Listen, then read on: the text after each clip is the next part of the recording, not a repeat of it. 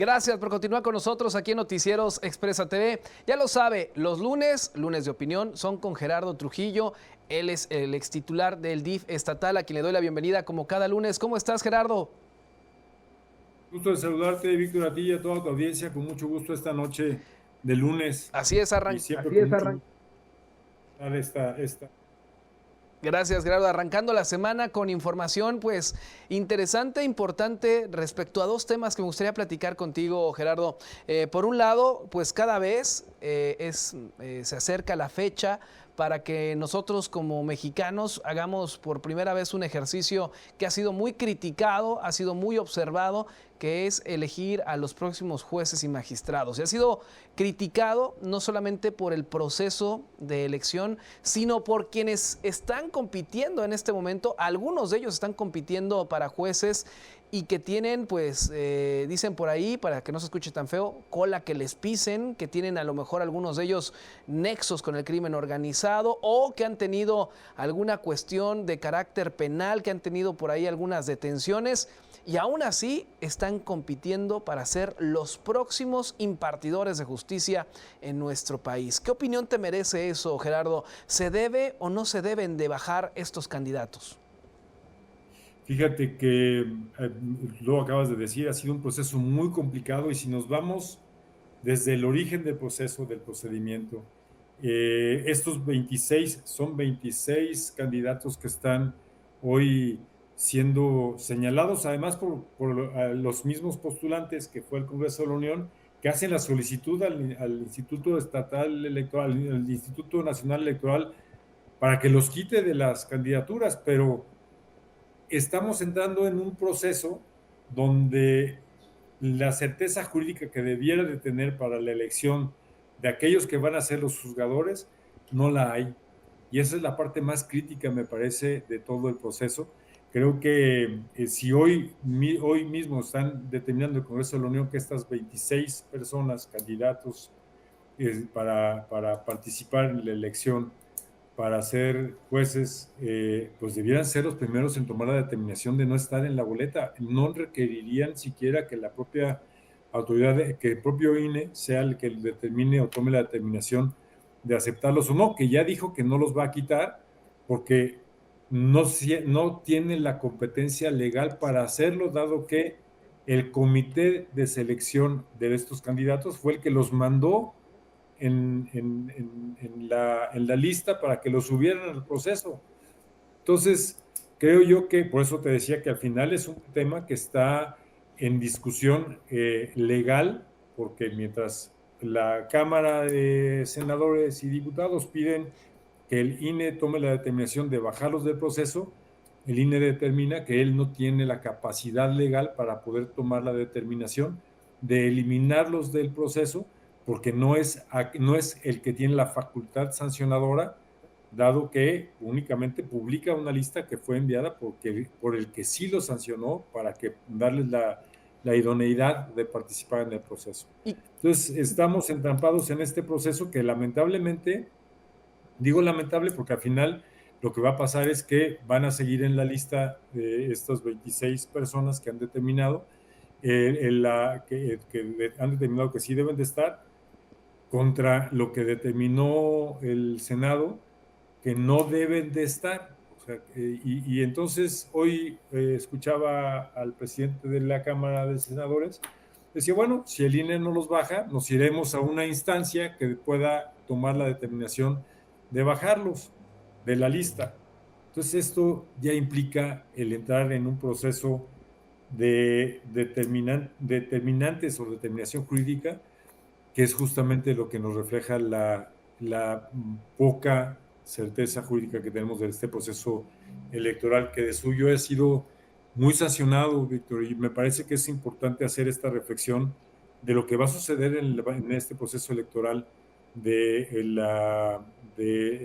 los magistrados, de los jueces, de todo este paquete del Poder Judicial que se va a elegir en los el próximo mes de junio, ujú. 1 de junio ya, y más allá, creo yo, de tomar la determinación de lo correcto o incorrecto del proceso, Lo que nos debe llevar a la reflexión es determinar si vamos o no a participar en el proceso electoral, si queremos o no ir a votar el día 1 de junio, en algo que va a ser trascendente e histórico para el país, en la toma de la determinación de quiénes serán los que estarán atendiendo o departiendo la justicia a nivel nacional, y esto implica también lo que pueda suceder en Guanajuato, que son, hoy revisaba las listas de cuántos tenemos que votar, son 34 personas las que tenemos que votar en total en ese día, ese 1 de junio, y me parece lamentable que a escasas 2 semanas y días de llegar a la fecha estemos discutiendo si hay 26 personas que no son idóneas, pero que están participando, permanezcan en la lista porque hay un vacío jurídico de determinación, pero todavía más que nos estamos cuestionando si vamos a participar o si debemos de participar en este proceso electoral, 1 de junio, histórico, como te decía, porque es votar por todo el poder judicial del país, y tomar la determinación de sí participar. Yo creo que sí debemos de participar, Víctor, y es una opinión personal, que sí debemos de participar, porque creo que tenemos que estar conscientes de no hacerlo, estaríamos cometiendo un grave error en la parte de la determinación de quiénes serán aquellos que nos van a representar en todo, insisto, en todo nivel del poder judicial del país. Estamos hablando de la Suprema Corte de Justicia, estamos hablando de la Sala Superior del Tribunal Electoral del Poder Judicial de la Federación, estamos hablando de las magistraturas de las salas regionales del Tribunal Electoral del Poder Judicial, estamos hablando de la integración del Tribunal de Disciplina Judicial, de los magistrados de circuito y de los jueces de los juzgados de distrito. Entonces, pues no es un tema menor, no es un tema menor lo que va a suceder 1 de junio, y me parece que sí tenemos que tomar una determinación de sí enterarnos de lo que está pasando en el Instituto Nacional Electoral, el Instituto Estatal Electoral, quiénes son los que están participando, verificar su currículum, su capacidad, su trayectoria, y tomar una determinación de por quién debemos apoyar, que debe tomar la decisión de estar como juzgador o juzgadora en el Poder Judicial. Quiero No sé regresarme un poquito, Gerardo, a lo que decías de, pues, qué lástima que estemos ya casi en la recta final de este proceso electoral de jueces y magistrados y estemos discutiendo sobre si 26 tienen o no que estar, cuando fueron las propias autoridades, bueno, en este caso fueron los propios diputados y los senadores los que les pasaron esa lista, los que le dieron el visto bueno. Eso, pues, ¿qué nos refleja, Gerardo, el que ellos hayan pasado la lista y ahora ellos sean los mismos que se estén quejando para ver cómo le echan, hacen algo, echar marcha atrás, es lo que quiero decir? ¿Cuál es tu opinión de que pasó por ellos y ahora ellos tienen que volverlo a hacer? Y que hay un vacío jurídico, Por Víctor, porque supuesto. hoy el INE dice, yo no tengo la capacidad legal, porque en ninguna parte de todo el proceso jurídico que determinaron para llevar este proceso buscaron una forma de los casos de excepción, de aquellos que puedan cometer o que hubiesen cometido una condición que los pone como no idóneos para ser electos. Entonces, eso es lo grave del asunto, que aquel que los calificó hoy le pide a quien lleva el proceso que los borre así nada más de la lista, ¿no? Como agarrar el borrador y decir, esto lo voy a quitar porque me cae mal. No, el INE, y con toda la razón, dice, yo no tengo una base o un sustento jurídico que me permita respaldar la determinación para eliminarlos, o que me ayude a calificar la determinación para poderlos eliminar de la lista, aunque me estén diciendo ustedes que los calificaron, que una vez que volvieron a revisar la documentación se dieron cuenta que no eran idóneos para que aparecieran en este proceso de determinación del poder. El que hizo las reglas no las hizo bien y ahora quiere volverlas a cambiar a la mitad del proceso. Perfecto. Y eso es lo lamentable de todo este proceso, mi estimado Víctor, y que nos debe de llevar a esta reflexión, como lo decía, de lo que va a suceder 1 de junio, la crítica previa a que se determinó hacer la reforma de las leyes para llevar al proceso electoral de todo el Poder Judicial, de todo esto que se ha criticado y que hemos sido testigos y que hemos participado en la crítica formal por lo que significa eliminar o desaparecer un poder de facto, y que hoy estemos todavía dudando si el proceso jurídico, fíjate, el proceso jurídico para la determinación de aquellos que puedan participar fue la correcta o no. Pero sí es cierto que tenemos una lista de participantes que están ahí esperando que puedan formar parte de este nuevo equipo que serán los responsables de llevar toda la justicia de este país. Es terrible la Pues verdad. sí, como bien lo decías, ahora lo que nos toca a nosotros como ciudadanos pues es leer lo que no hicieron los diputados, hay que hacerlo nosotros, leer con detenimiento los currículums de cada uno de estos, de estos 34 que nos va a tocar, esos 34 candidatos que nos va a tocar seleccionar, leerlos con detenimiento. Y bueno, ahora sí que elegir a los mejores y que no tengan, pues ahora sí que esa marquita negativa como ya lo hicieron o ya lo han señalado algunos organismos y ya han reconocido las propias autoridades, en este caso el Senado. Y yo creo que contrario a estas campañas que se hacen de no participar y de no ir, de no acudir, creo que al contrario, tenemos que estar conscientes de la enorme responsabilidad que vamos a tener y que si no vamos, de cualquier manera van a ser electos y de cualquier manera va a haber un relevo del Poder Judicial, de los impartidores de la justicia, y que si no estamos ahí para tomar una determinación, pues el día de mañana nos vayamos a quejar de que están los impartidores de justicia que no debieran ser los idóneos para poder estar ahí. Creo que esta es una reflexión que nos debemos de hacer y la determinación de sí enterarnos, sí ver quién está participando y estar preparados para estar ahí el día 1 de junio, buscando que una mayoría pueda votar por aquellos que sí puedan tener una mejor capacidad y una verdadera representación para ser los impartidores de justicia que el país necesita en estos momentos. Así es. Oye, Gerardo, rápidamente, ya para poder cerrar tu participación del día de hoy, tu opinión sobre pues esta nueva bloqueo, este nuevo bloqueo que hacen los Estados Unidos a México en el tema de la exportación de ganado, esto por la cuestión del gusano barrenador, que dicen los gringos que sigue habiendo este gusano y hasta que no se solucione, por lo menos nos van a dar una quincena de no exportación. Grave. Y esto deberíamos de llevar como el capítulo de la agenda con el país vecino, me parece que es el capítulo número 20 de la historia. Complejo, complicado, grave, porque sí es un problema muy grave para el país y para todos los que están exportando el ganado en pie a los Estados Unidos. Estaba revisando los números de lo importante que es este tema en materia económica y estábamos viendo, nada más para que nos demos una idea, son $1,000 millones lo que significa las exportaciones del ganado a los Estados Unidos y la crisis que están poniendo el día de hoy, principalmente a estos estados que hoy son los principales exportadores de ganado a los Estados Unidos, principalmente Coahuila, que es uno de los estados principales, Chihuahua, que son los estados del norte, los que actualmente están exportando el ganado a los Estados Unidos y que pone manifiestos dos puntos importantes, Víctor. La primera, que el gobierno de Estados Unidos cumple cuando ve que hay un tema de riesgo formal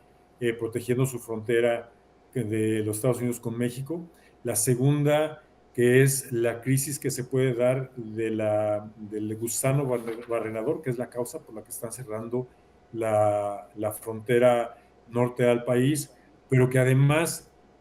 este problema del gusano barrenador surgió en Sudamérica desde el año pasado y que fue subiendo poco a poco desde Perú hasta llegar a Guatemala y que de Guatemala ya pasó a México en el proceso de contagios de este gusano barrenador, que vale la pena comentar que el gusano barrenador es un huevo que pone una mosca y que genera este gusano en los animales vivos, en el ganado, los becerros, incluso puede contagiarse en perros y en gatos, y hoy ya hay manifestaciones de contagios en personas, que es la parte muy grave en lo que va a significar. Y el problema, estimado Víctor, es que ha ido avanzando del sur al norte y la preocupación del gobierno de los Estados Unidos es que no se logre controlar esta ¿Plaga? gusano, Sí. esta plaga, que llegue al centro y que contagie al ganado que cruza la frontera de los Estados Unidos. Vale la pena también recordar que la última vez que hubo esta crisis en México fue en el año del 91 y que la frontera de los Estados Unidos había cerrado hasta poco después de ese año que se logró erradicar la plaga del gusano barredador en México. Entonces, hoy comentaba también, hace un rato, los ganaderos de Coahuila le mandaron una carta al secretario de Agricultura donde están pidiendo su renuncia por la inacción del gobierno mexicano para evitar el que siga avanzando la plaga del gusano barrenador y que pueda seguir afectando al ganado mexicano y que pueda llegar esta plaga a los Estados Unidos porque no se ponen los controles necesarios para evitar el que se pueda seguir contagiando o pueda seguir creciendo este problema a nivel nacional. Hay una crisis, es grave, pues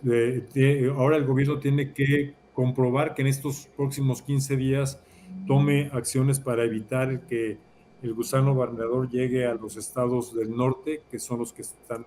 que son los principales socios comerciales en el tema del ganado con los Estados Unidos. De lo contrario, el que se llegue a cerrar la frontera por el ganado con México va a poner una nueva crisis muy importante en el mercado del ganado en el país, pero sobre todo una crisis de no lograr contener o controlar una plaga que se sufrió en los años 70, 80 y que se logró erradicar en los 90, principios de los 90, y que hoy yo no quiero hacer una calificación de omisión por parte del gobierno federal por no evitar el contagio de la frontera sur hacia el norte, es decir, que los países del sur tuvieron la alerta desde el año pasado y que México no tomó la previsión para evitar el que se lograra contagiar en las fronteras de Tabasco, de Chiapas. Hoy lo tenemos en Quintana Roo, en Campeche, este problema del gusano barrenador, y que se vaya extendiendo aún más esta plaga, este problema por todo el país. Sí hay una crisis, sí hay un problema, sí hay que tomar previsiones importantes porque es un tema que debe atenderse de manera importante en el Departamento de Agricultura, pero también en el tema de sanidad animal, que es fundamental si se quiere prevenir. Así es. El problema, más vale la pena recordar que ya hay casos en los que hay contagios en personas de esta enfermedad, lo cual lo pone en una condición mucho más grave a nivel nacional. Creo que es la primera crisis que la tenemos de manera formal con los Estados Unidos, que antes estábamos un poquito de ahí viene el lobo. Y ahora sí. Y ahora sí, aquí lo tenemos. Ahora sí el lobo está aquí, hay un problema y se tiene que resolver en muy corto plazo. Para poder matar este gusano, deben de mandar o hacer una campaña de moscas que maten a la mosca que genera este gusano. Entonces, es importante la acción que pueda tomar el país en los próximos días en este tema, particularmente en este tema, para evitar una plaga formal que ponga en riesgo todo el ganado del país, aún más cierre la frontera con Estados Unidos. Así es. Formalmente. Pues sí, ya veremos qué sucede, Gerardo. No me queda más que agradecerte, como cada lunes, tu participación aquí en este espacio informativo. Ya veremos qué sucede más adelante con este tema del gusano barrenador. Te mando un fuerte abrazo, que pases buena noche. Igualmente, Víctor, muchas gracias. Un abrazo y nuevamente buenas noches a todos los que están viendo. Gracias. Vamos a la pausa. Regreso con más.